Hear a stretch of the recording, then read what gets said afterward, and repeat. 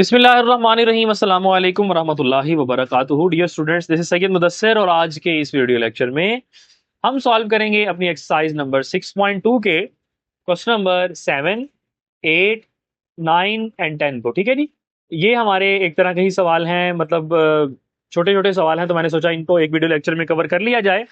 तो मैं उम्मीद करता हूँ कि आपने प्रीवियस वीडियो लेक्चर्स को मैंने देखा है और आपको कोई मसला मसाइल नहीं है। अगर मसला मसाइल हो तो मुझे बताइएगा, मैं आपकी ज़रूर हेल्प करूंगा और आप कमेंट सेक्शन में जब बताते हैं मैं आपकी ज़रूर ज़रूर रिप्लाई करता हूँ और आपके प्रॉब्लम को भी सॉल्व करता हूँ। तो आइए डियर स्टूडेंट्स, इसको स्टार्ट करते हैं। अगर प्रीवियस वीडियो लेक्चर आपने नहीं देखे तो देख लें, उसका जो लिंक है वो प्लेलिस्ट का कंप्लीट मैंने लिंक नीचे कमेंट सेक्शन में पिन किया हुआ है, ऊपर आई आइकन में भी मौजूद है, वहां से जाके भी आप देख सकते हैं।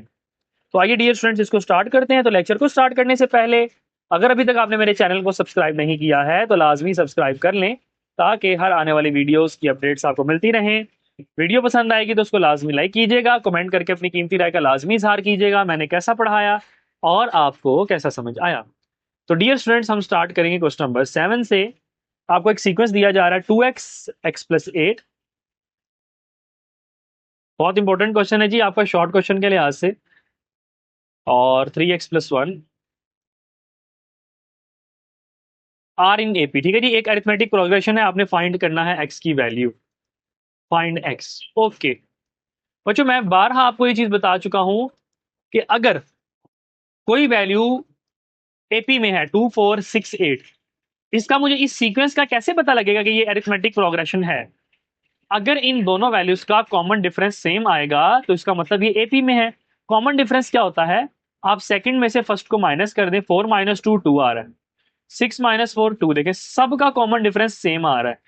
तो अगर सबका कॉमन डिफरेंस सेम है इसका मतलब कि ये वैल्यू एपी में है, अरिथमेटिक प्रोग्रेशन में है। आप लिखेंगे if given sequence is in AP then their common difference is same. तो उनका कॉमन डिफरेंस क्या होगा, सेम होगा।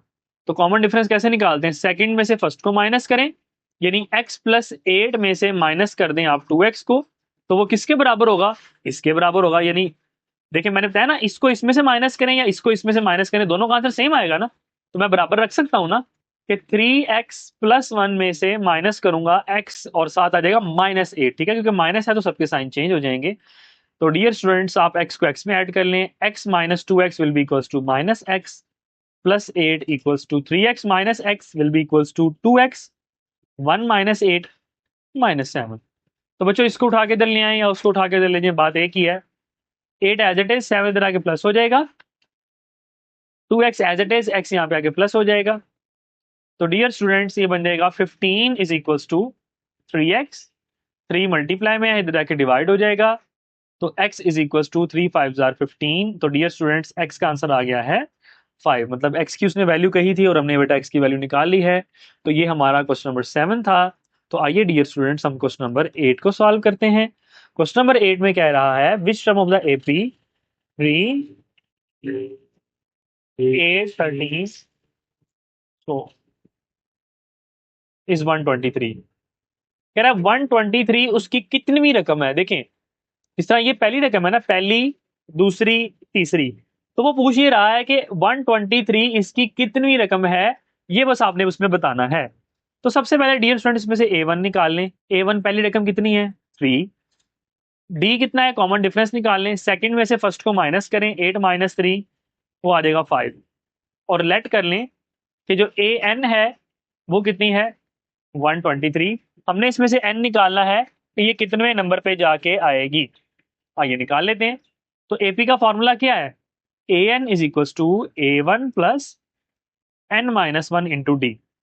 ए एन का मतलब होता है nth वैल्यू, ए वन का मतलब होता है बच्चों पहली वैल्यू, एन होता है नंबर ऑफ वैल्यूज कि आप किस वैल्यू की बात कर रहे हैं, और ये होती है हमारे पास डी कॉमन डिफरेंस को। तो ए एन की जगह पे बच्चों ए एन की वैल्यू पुट करें, 123 is equal to A one कितना है 3, एन की वैल्यू मेरे पास नहीं है, वही चेक करना ना कितने नंबर पे आएगी जाके, वो नंबर ऑफ वैल्यू कितने नंबर पे आएगी। डी से मुराद 5 है, वो बच्चों एज इट इज लिख दिया है। 123 is equals to 3 plus 5 multiply n 5n minus 5। 3 minus 5 minus 2 plus 5n, 2 दे जाके प्लस हो जाएगा, 123 plus 2 equals to 5n, 125 equals to 5n। तो डियर स्टूडेंट्स n की वैल्यू निकालने के लिए 5 वहां पे जाके डिवाइड हो जाएगा, so n will be equals to 25, मतलब 25th वैल्यू है, 25th नंबर पे जाके ये हमारे पास 123 आएगा। डियर स्टूडेंट्स ये हमारा क्वेश्चन नंबर 8 भी सॉल्व हो चुका है। मैं उम्मीद करता हूं कि आपको समझ आया है। तो आइए हम स्टार्ट करते हैं क्वेश्चन नंबर 9।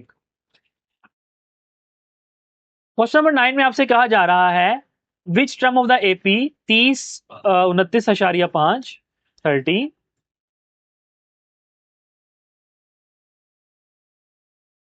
और 29 is the first negative term. Okay, देखिए पहले इस ना सवाल को समझें कि इसमें सवाल में क्या कह रहा है। कह रहा है कि इस सीक्वेंस में कितनवें नंबर पे जाके आपकी फर्स्ट नेगेटिव टर्म आएगी। मिसाल के तौर पे देखें, ये सीक्वेंस कम हो रहा है ना, 30 के बाद 29.5 आ रहा है, फिर 29 आ रहा है, फिर 0.5 कम कर देंगे, फिर आहिस्ता आहिस्ता कम होते होते देखिए किस पे जाएगा, 1 पे जाएगा, 1 पे फिर 0.5, 0.5 देखे ना, कम होते होते होते होते ये पहले 1 पे जाएगा, फिर 0.5 पे जाएगा, फिर 0 पे जाएगा, फिर हमारे पास -0.5 पे। तो ये देखें ना, ये पहली नेगेटिव वैल्यू यहाँ पे आई है, ये 0 के बाद। तो वो कह रहा है कि कितनी वैल्यू होगी, कितने नंबर पे जाके, जैसा ये पहली वैल्यू है, ये दूसरी वैल्यू है, ये तीसरी, तो ये वाली वैल्यू कितने नंबर पे जाके हमें अचीव होगी, हमने ये चीज बच्चों फाइंड करनी है। ठीक है, तो सबसे पहले A1 कितना है, फर्स्ट वैल्यू 30 है, पहली मैंने निकाल ली। और डी कितना है, सेकंड में से फर्स्ट को माइनस करें, देखिए 29.5 में से माइनस करूंगा 30, तो -0.5 आएगा ना। तो -0.5 को आधा कहते हैं, तो -1/2 लिख सकता हूँ ना बच्चों इसको, तो हम इसको -1/2 लिख लेते हैं। तो अब हम कर लेते हैं let an be the first negative term. पहली नेगेटिव टर्म जो है हमने सपोज कर लिया कौन सी है, an है। इसका मतलब कि an इज लेस देन 0। ठीक है, मतलब 0 से छोटी होगी ना, 0 से छोटी का मतलब है लेस देन 0। तो an का मैं फार्मूला लगा देता हूँ। an का फार्मूला क्या होता है, an is equal to a1 plus n-1 into d is less than 0। तो a1 की जगह पे बच्चों आप a1 की वैल्यू पुट कर दें 30 प्लस n-1, डी किसके बराबर है, -1/2 लेस देन 0।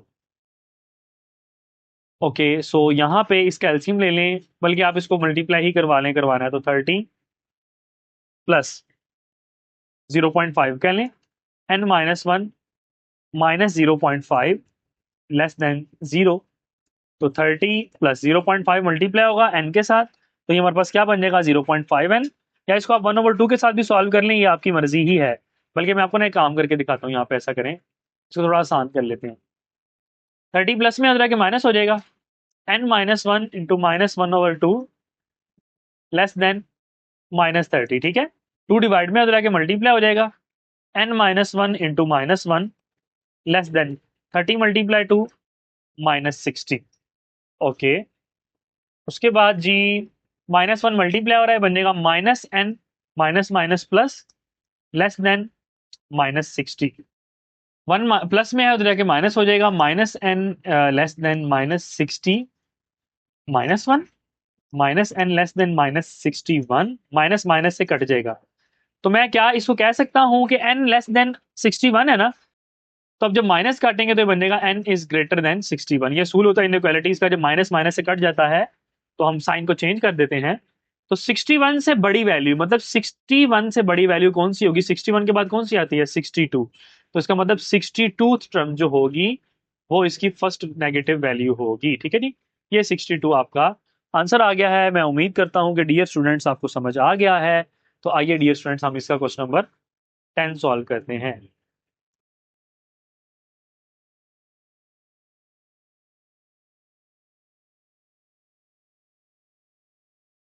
क्वेश्चन नंबर 10 में कह रहा है the 7th and 20th terms of AP is this and this, find the AP and it's 100 term. इसकी 100वीं रकम मालूम करनी है और आपने प्रोग्रेशन फाइंड करना है कि वो प्रोग्रेशन क्या होगा। आइए देखते हैं।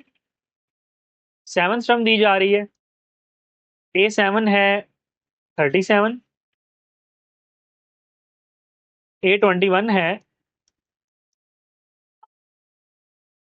107, आपने फाइंड करना है, एक तो एपी फाइंड करना है और उसकी A100 फाइंड करनी है, 100 स्टेप।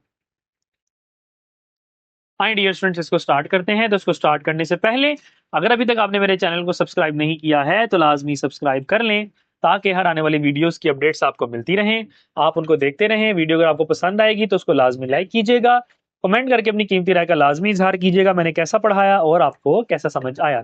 तो सबसे पहले डियर स्टूडेंट्स, मैंने आपको प्रीवियस क्वेश्चन में भी करवाया था, जो लास्ट लेक्चर था उसमें मैंने बताया था आपको कि A7 किसके बराबर होता है। A7 बराबर होगा A1 प्लस 6D, ठीक है, यानी 7 है तो D के साथ 6 लग जाएगा। समझ आ गई बात की। तो इसी तरह अगर A21 है तो A21 का मतलब क्या होगा, A1 प्लस 20D।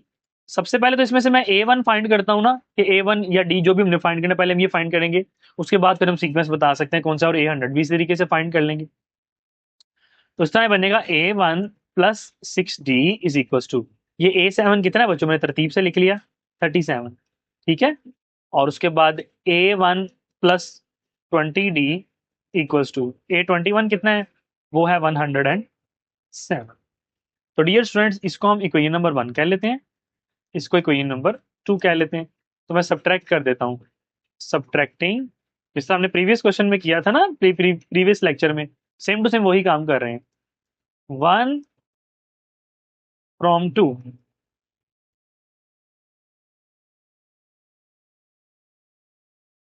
माइनस कर देंगे जी A1,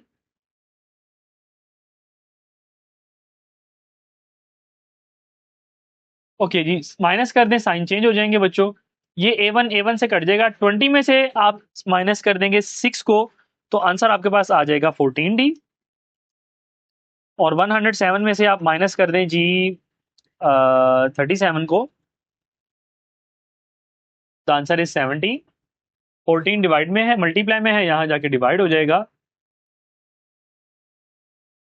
तो 2 7 ज़ार 14 और 2 35 और 7 5 ज़ार 35। तो डी की वैल्यू बच्चों मेरे पास कितनी आ जाएगी, 5।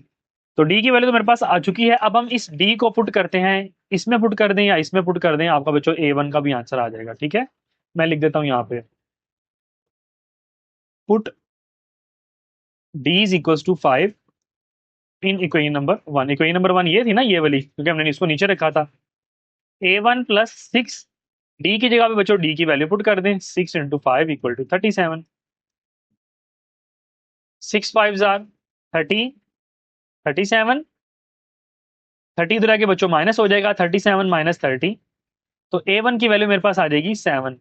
तो A1 तो बच्चों मेरे पास आ गया है, D भी आ गया है। तो इसका मतलब ये है कि मैं इसमें सिर्फ सीक्वेंस भी मालूम कर सकता हूं और इस तरह इसकी 100 टर्म भी फाइंड कर सकता हूं। तो सबसे पहले sequence, required sequence is, required sequence क्या है जी, सबसे पहली रकम 7 है। अब आप 7 में इसको ऐड करते हैं, कॉमन डिफरेंस को, 5 ऐड करेंगे 12 आ जाएगा, फिर 5 ऐड करेंगे 17 आ जाएगा, फिर 5 ऐड करेंगे 22 आ जाएगा। समझ आ गई बात की। तो ये हमने इसकी सीक्वेंस तो फाइंड कर लिया।